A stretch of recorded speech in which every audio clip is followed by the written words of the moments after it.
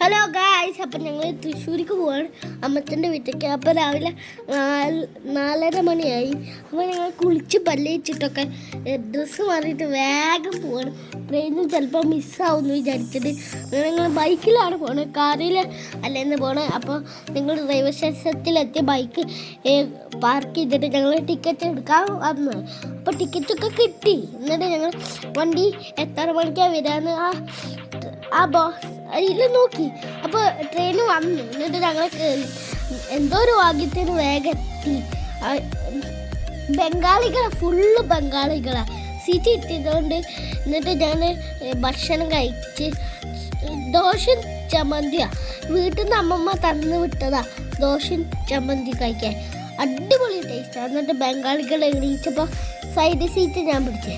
എന്നിട്ട് നല്ല വൈബാണ്. എന്നിട്ട് ഇവിടെ നല്ല വൈബാണ്. ഇവിടെ പാടമൊക്കെ ഉണ്ട്, പാടം. എന്നിട്ട് ഇവിടെ കൃഷിത്തോട്ടങ്ങളാണ്, ഫുള്ള് കൃഷി, വാഴകൾ, തെങ്ങുകൾ എല്ലാം ഉണ്ട്. എന്നിട്ട് ഞങ്ങൾ തൃശ്ശൂരെത്തി. അവിടുന്ന് ഓട്ടോ വിളിച്ചിട്ട് വരടയത്ത് പോയി. അവിടുന്ന് ഞാൻ ഓടാണ് വീട്ടിലേക്ക്. ഓടി വീട്ടിലെത്തി.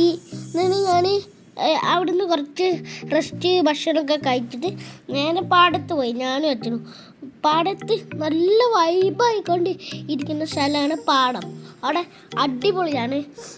എന്നിട്ട് കുറച്ച് നേരം ഇരുന്ന് നല്ല കാറ്റൊക്കെ വീശി കൊണ്ടിട്ട് ഞാൻ ഒന്ന് പാടത്തിറങ്ങി. ഇവിടെ കൃഷിയൊക്കെ ഉണ്ട്.